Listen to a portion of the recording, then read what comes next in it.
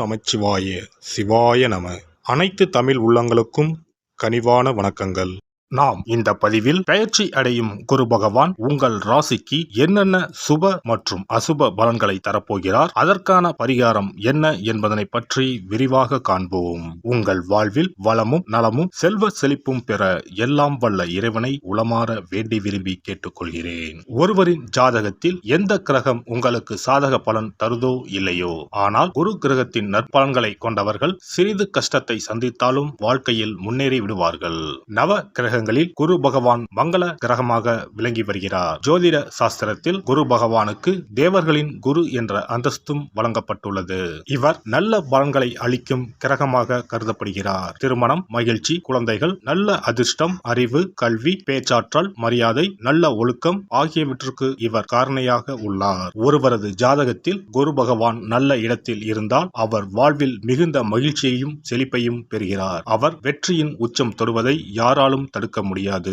குருவின் அருள் பெற்ற நபர்களுக்கு அறிவாற்றல் மேம்பட்டு சமூகத்தில் நல்ல கௌரவமும் பெற்றிருப்பார்கள். 12 ஆண்டுகளுக்கு பிறகு குரு பகவான் ரிஷப ராசியில் பிரவேசிக்க உள்ளார். ஜோதிடத்தில் முக்கிய கிரக பெயர்ச்சிகளில் ஒன்றாக கருதப்படுவது குரு பெயர்ச்சி.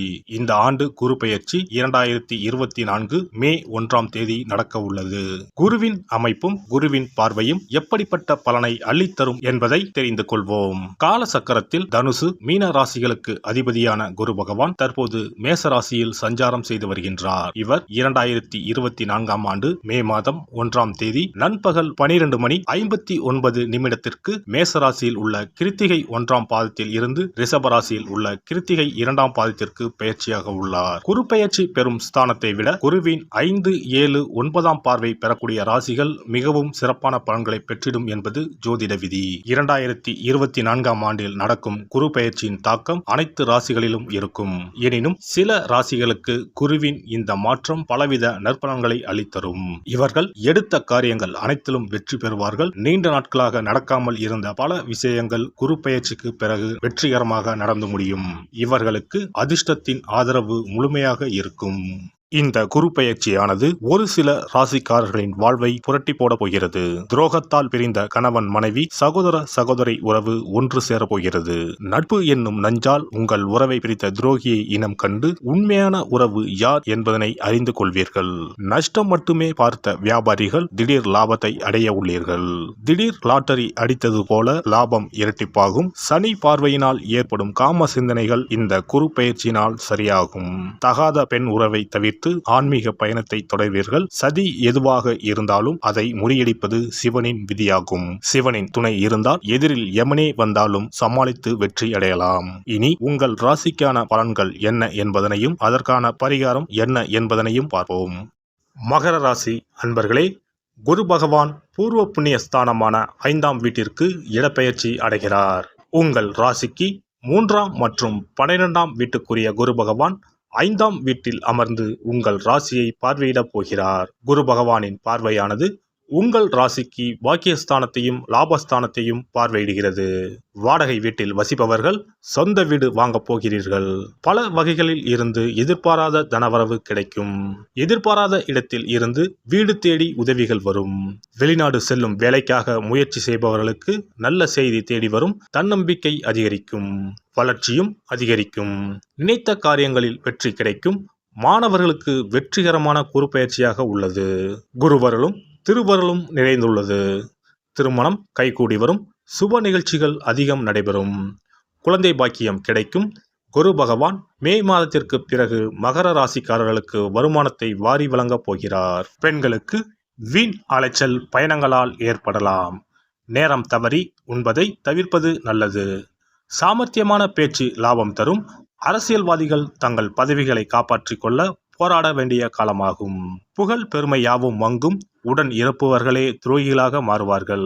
மக்களுக்கு கொடுத்த வாக்குறுதிகளை நிறைவேற்றினால் மட்டுமே மக்களின் ஆதரவை பெற முடியும். மேடை பேச்சுகளில் சற்று கவனமுடன் செயல்படுவது மிகவும் உத்தமம்.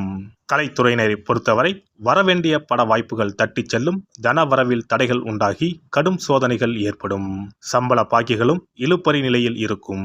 வெளியூர் வெளிநாடு செல்லக்கூடிய சூழ்நிலைகள் ஏற்பட்டாலும் அதன் மூலம் அனுகூலமான பலனை அடைய முடியாது. புதிய ஒப்பந்தங்களில் கையெழுத்திடும் போது கவனம் தேவை. மாணவர்கள் கவனம் சிதறாமல் பாடங்களை படிப்பது நல்லது. விளையாட்டுகளின் போது கவனம் தேவை. உத்திராடம் 2, 3, 4ஆம் பாதங்கள். இந்த குரு பெயர்ச்சியால் அலைச்சல் இருக்கும். சிலர் கொடுத்த வாக்கை காப்பாற்ற முடியாமல் திண்டாட வேண்டிய நிலை ஏற்படலாம். உங்கள் குழந்தைகளால் சில பிரச்சனைகள் வரலாம். அதற்காக உங்களின் குழந்தைகள் மேல் ஆத்திரம் கொள்ள வேண்டாம். உத்தியோகஸ்தர்களுக்கு வேலையில் வரும் கஷ்டங்களை தாங்கிக் கொள்ள வேண்டும். திருவோணம் நட்சத்திரம். இந்த குரு பெயர்ச்சியால் தம்பதிகளிடையே அன்பும் பாசமும் அதிகரிக்கும். கருத்துக்களை பரிமாறும் முன் பொறுமை மற்றும் நிதானம் அவசியம் என்பதனை உணருங்கள். திருமணமாகாமல் இருப்பவர்கள் அதற்குண்டான முயற்சிகளில் ஈடுபட்டிருந்தவர்களுக்கு திருமணம் இனிதே நடந்தேறும். புதிதாக வீடு மனை வாங்க வேண்டும் என்ற யோசனை செய்தவர்களின் எண்ணம் ஈடேறும். அவிட்டம் 1, 2 பாதங்கள். இந்த குரு பெயர்ச்சியால் மிகவும் விரும்பிய நண்பர்களை விட்டு பிரிய வேண்டிய நிலை வரலாம். உங்களின் பொருட்களை மிகவும் கவனமாக பார்த்து கொள்ளவும். தூக்கம் இல்லாமல் தவிக்கும் நிலையில் உள்ளவர்களுக்கு யோகா போன்ற பயிற்சிகளை செய்வது நன்மையை தரும்.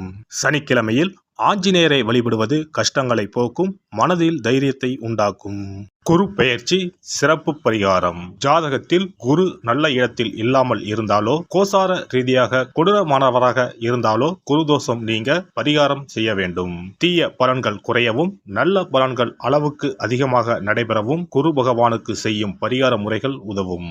வியாழக்கிழமை தோறும் தட்சிணாமூர்த்தி வழிபாடு செய்வது சிறப்பான பலன்களை கொடுக்கும். வியாழன் அன்று குரு ஓரையில் நல்ல நேரத்தில் குருவிற்கு உரிய கோலத்தை வடகிழக்கு திசையில் கோலமிட்டு அதன் மேல் முல்லை மலர்கள் பரப்பி குரு எந்திரத்தை வைத்து அதற்கு முல்லை மலர் சூட்டி சந்தன பொட்டிட்டு பொன்னிற தட்டில் கொண்டை கடலை வைத்து தூப தீபம் காட்டி குரு காயத்ரி மந்திரத்தை 108 முறை மன ஒருமையுடன் கூறினால் குருவால் ஏற்பட்ட தீய பலன்கள் விலகும்.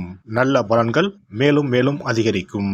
வியாழக்கிழமை அன்று வீட்டில் நெய் தீபம் ஏற்றி வழிபடுதல், குருவுக்கு உரிய வஸ்திரம் தானியம் கொண்டு வழிபடுதல் நல்லது. வியாழன் அன்று குரு பகவானுக்கு சிறப்பு அபிஷேகம் செய்து மஞ்சள் நிற ஆடை அணிவித்து புஷ்பராகம் வெண் முல்லை மலர்களால் அலங்கரித்து குருவுக்குரிய மூல மந்திரத்தினை ஓதி வணங்கி வர குரு கிரக தோஷம் நீங்கும். மஞ்சள் நிற ஆடையை உடுத்துவது, புஷ்பராக மணியை அணிவது, மஞ்சள் நிற ஆடை, கடலை, தானியம் ஆகியவற்றை தானம் செய்வது, வியாழக்கிழமைகளில் விரதங்களை மேற்கொள்வது ஆகியவற்றால் குருதோஷ பரிகாரங்களை செய்யலாம். உங்களால் முடிந்த அளவிற்கு ஏழை எளியோருக்கு தானம் தர்மம் செய்தால் வாழ்க்கையில் அமைதி கிடைக்கும்.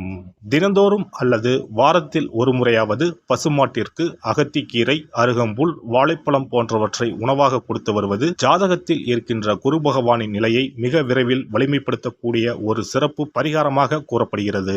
ஜாதகத்தில் குரு வலிமை இழந்திருக்கும் நிலையில் வியாழக்கிழமைகளில் அவருக்கு உரிய மஞ்சள் நிறத்தில் இருக்கும் லட்டுகளை வாங்கி தட்சிணாமூர்த்திக்கு நைவேத்தியம் செய்து கோவிலுக்கு வரும் பக்தர்களுக்கு வழங்குவதும், மங்களகரமான மஞ்சள் நிற பொருட்களை பிறருக்கு தானம் கொடுப்பதும் சிறந்த பரிகாரங்களாகும். குரு பகவானின் பரிபூர்ணமான அருள் கிடைக்க கோவில்களில் நடைபெறும் யாக பூஜைகளுக்கு தேவையான பொருட்களை வாங்கி தரலாம். ஒரு முறையாவது ஆலங்குடி சென்று குரு பகவானை வழிபாடு செய்து வாருங்கள். அல்லது தஞ்சாவூர் அருகே இருக்கக்கூடிய திட்டைக்கு சென்று ராஜகுருவாக இருக்கும் குரு பகவானை வணங்கினால் மலையளவு இருக்கக்கூடிய கஷ்டங்கள் கூட கடுகளவு குறையும். குலதெய்வ வழிபாடு நன்மை பயக்கும். முடிந்தால் மாதம் ஒரு முறை குலதெய்வ கோவிலுக்கு சென்று வழிபட்டு வருவது நல்லது.